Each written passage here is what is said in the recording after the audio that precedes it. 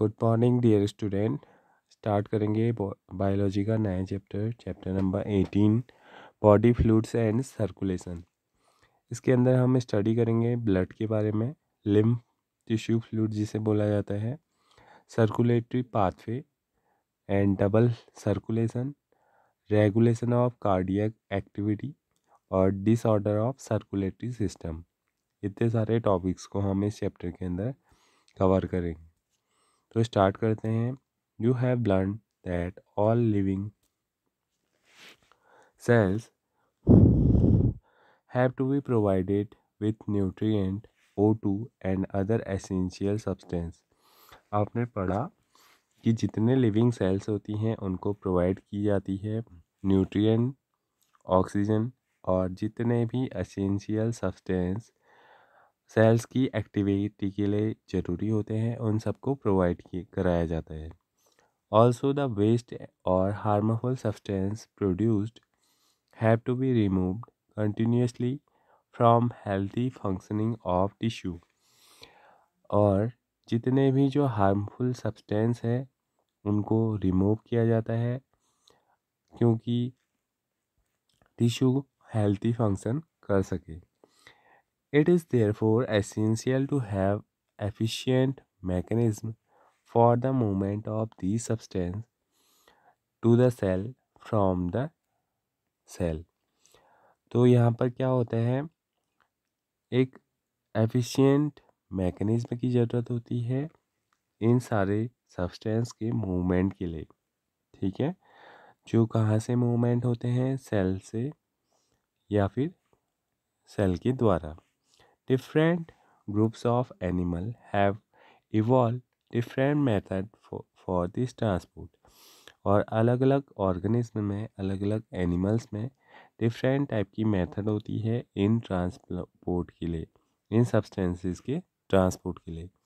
Simple organism like sponge and coelenterates circulates water from their surrounding through their body cavity to facilitate the cell to exchange this substance. जो simple organism हैं जैसे sponges हो गए और coelenterates हैं, तो उनके अंदर क्या होता है, वो अपने अंदर वाटर को फ्लो करते हैं। उनकी जो बॉडी कैविटी होती है उसके अंदर वाटर क्या करता है, मूव करता है और एक्सचेंज होता है इन सारे सब्सटेंस का। कौन कौन से सब्सटेंस, न्यूट्रिएंट, ऑक्सीजन और जितने भी जो सब्सटेंस हार्मफुल हैं या फिर जो एक्सहस्ट हैं, उन सब का ट्रांसपोर्ट वहाँ पर वाटर के द्वारा किया जाता है। More complex organisms use special fluid within their bodies to transport such materials। जो कॉम्प्लेक्स ऑर्गेनिज्म हैं उनके अंदर क्या होते हैं, डिफरेंट टाइप के फ्लूइड्स होते हैं, स्पेशल फ्लूइड होते हैं जो ट्रांसपोर्ट करते हैं इन मटेरियल का बॉडी के डिफरेंट पार्ट में। Blood is the most common used body fluid by most of the higher organisms including human for this purpose। और ह्यूमंस के अलावा जो हायर ऑर्गेनिज्म हैं उनमें इन सारे सब्सटेंस को ट्रांसपोर्ट करने का काम कौन करता है, ब्लड करता है। Another body fluid lymph also help in this transport of certain substance. कुछ सब्सटेंस का ट्रांसपोर्ट किसके द्वारा भी होता है, लिम्फ के द्वारा होता है, जिसे टिश्यू फ्लूइड बोला जाता है। In this chapter you will learn about the composition and property of blood and lymph, जिसको टिश्यू फ्लूइड बोला जाता है, and the mechanism of circulation of blood is also explained herein. तो यहाँ पर हम जो कंपोनेंट हैं बॉडी इन फ्लूइड्स के और साथ ही जो सर्कुलेटरी मैकेनिज्म है उसके बारे में हम पढ़ेंगे। तो सबसे पहले हम बात कर लेते हैं ब्लड की। Blood is a special connective tissue consisting of a fluid matrix, plasma and formed elements. तीन चीज़ों से मिलकर के ये बना रहता है। फ्लूइड मैट्रिक्स जो लिक्विड है, दूसरा प्लाज्मा और तीसरा जो इसके एलिमेंट्स हैं जिसके द्वारा ये बना है। तो सबसे पहले हम बात कर लेते हैं प्लाज्मा की। प्लाज्मा क्या कहलाता है? Plasma is a straw coloured viscous blood consisting nearly 55% of the blood. ये एक स्ट्रॉ कलर का और विस्कस फ्लड है, बिल्कुल चिपचिपा फ्लड है, और लगभग ये ब्लड का 55% फॉर्म करते हैं। 90 to 90% of plasma is water and protein contribute 6 to 8% on it. और प्लाज्मा का भी जो 90% पार्ट है वो वाटर होता है, और 6 से लेकर के 8 जो पार्ट होता है वो कौन होता है? वो प्रोटीन्स होते हैं। Fibrinogens, globulins and albumins are the major protein. अगर हम प्रोटीन्स की बात करें जिनका परसेंटेज केवल 6 से 8% रहता है, उसमें 3 डिफरेंट टाइप के मेजर प्रोटीन्स आते हैं: फाइब्रिनोजेंस, ग्लोबुलिन्स और एल्बुमिन्स। फाइब्रिनोजेंस आर नीडेड फॉर क्लॉटिंग और कोएगुलेशन ऑफ ब्लड। जो फाइब्रिनोजेंस प्रोटीन है वो यूज़ किया जाता है क्लॉटिंग के दौरान या कोएगुलेशन ऑफ ब्लड। ग्लोबुलिन्स जो है वो primary are involve in defence mechanism of the body and the albumins help in osmotic balance. तो जो तीनों प्रोटीन हैं उनका डिफरेंट डिफरेंट वर्क है। जैसे फाइब्रिनोजन जो है वो ब्लड का क्लॉट बनाने में हेल्पफुल होता है।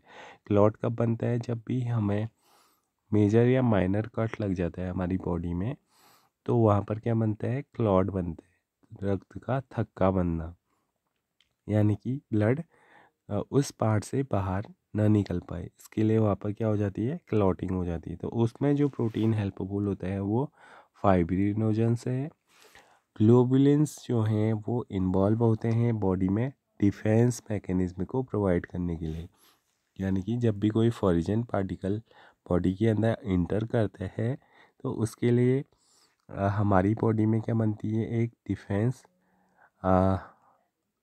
डिफेंस मैकेनिज्म वहाँ पर वर्क करता है। तो उसमें जो हेल्पफुल प्रोटीन है वो ग्लोबुलिन से, और लास्ट जो है वो एल्बुमिन से है, जो हमारी बॉडी के अंदर ऑस्मोटिक बैलेंस को बनाने का काम करता है।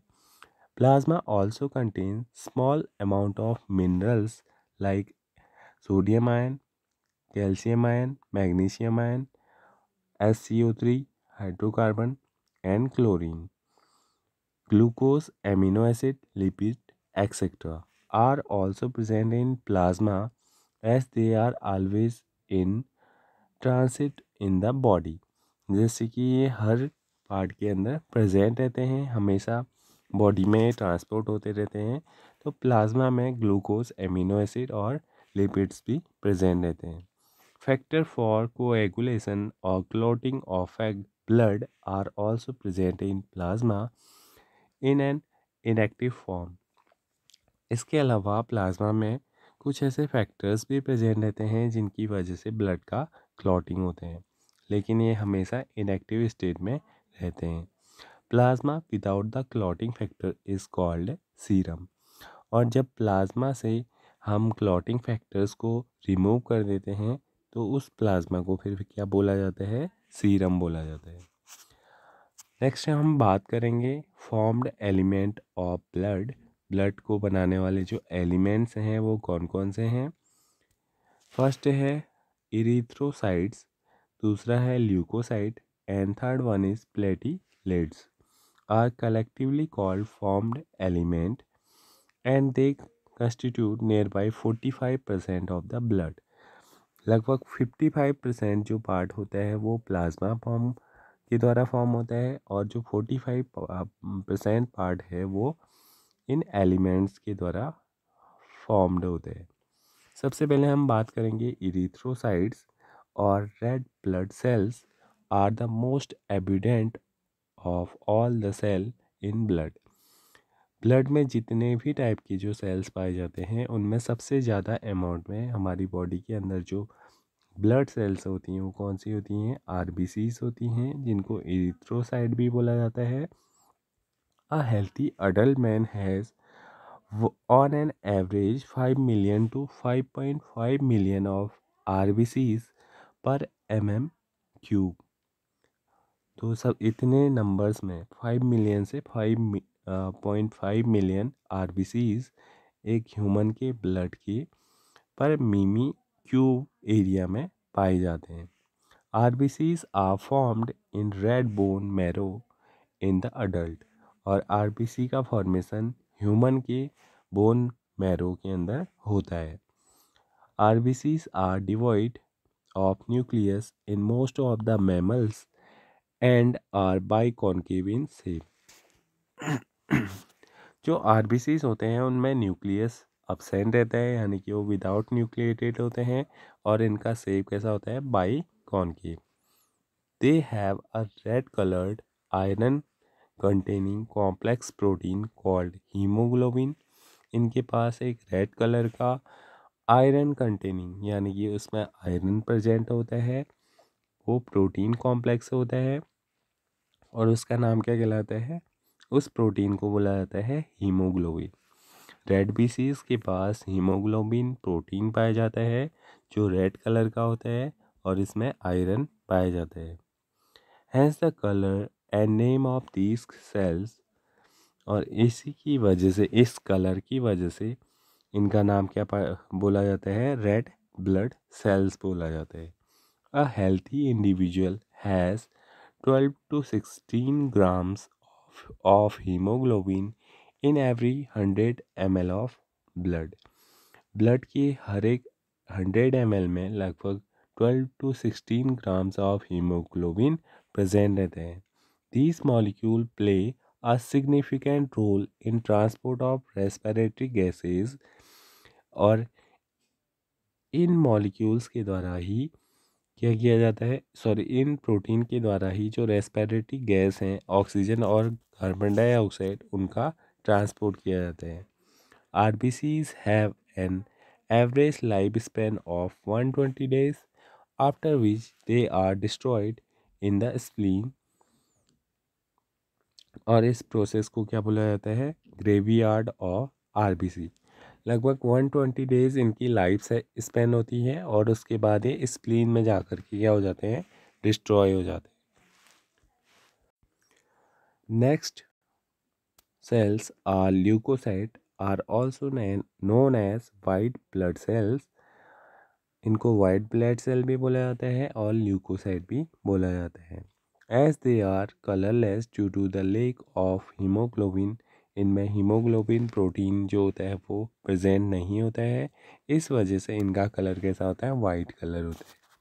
They are nucleated. ये ऐसी सेल्स होती हैं जिनमें न्यूक्लियस पाया जाता है।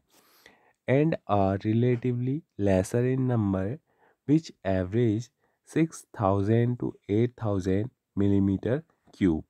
और हर एक मिलीमीटर क्यूब में इनकी जो नंबर होते हैं वो काफ़ी कम होते हैं, 6000 to 8000। Leucocyte are generally short lived. इनका लाइफ स्पेन भी काफ़ी छोटा होता है। We have two main categories of WBCs, granulocyte and agranulocyte. और जो WBCs होते हैं वो दो टाइप के होते हैं, granulocyte and agranulocyte. Neutrophils, eosinophils and basophil are different type of granulocyte. अब ग्रेन्युलोसाइट भी डिफरेंट टाइप के होते हैं, जैसे neutrophils, eosinophils, basophils. while lymphocyte and monocyte are the agranulocyte। Agranulocyte केवल दो टाइप के होते हैं, लिम्फोसाइट और monocyte. Neutrophils are the most abundant cell, 60 to 65% of the total WBCs, and basophil are the least.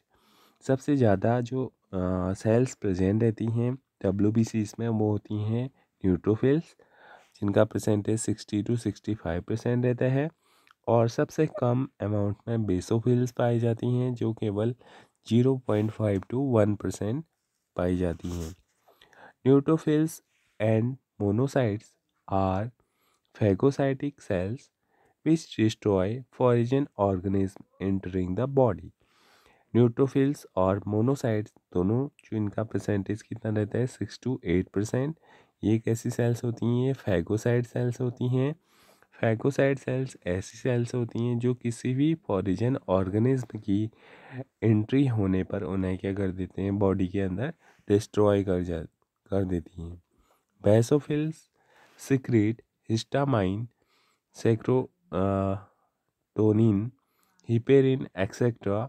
and are involved in inflammatory reactions में ये helpful होती हैं। इसिनोफिल्स की अगर हम बात करें, इनका परसेंटेज 2 से 3% रहता है और ये resist infections and are also associated with allergic reactions. ये एलर्जिक रिएक्शंस के अलावा किस में हेल्पफुल होती हैं? इन्फेक्शन को रोकने में। लिम्फोसाइट का परसेंटेज 20 to 25% रहता है। Are of two major type B and T forms. Both B and T lymphocytes are responsible for immune response of the body. तो हमारे बॉडी के अंदर जो इम्यून रिस्पॉन्स होता है उसके लिए रिस्पॉन्सिबल सेल्स जो होती हैं वो लिम्फोसाइट होती हैं। लिम्फोसाइट दो टाइप की होती हैं, B and T lymphocyte. Next component of blood is platelets, also called thrombocytes, are cell fragments produced from megakaryocytes, special cell in the bone marrow. इनका प्रोडक्शन कहाँ पर होता है? बोन मैरो के अंदर एक स्पेशल सेल होती है जिसका नाम मेगा कैरियोसाइट्स होता है, तो वहाँ पर इनका फॉर्मेशन होता है। Blood normally contain 15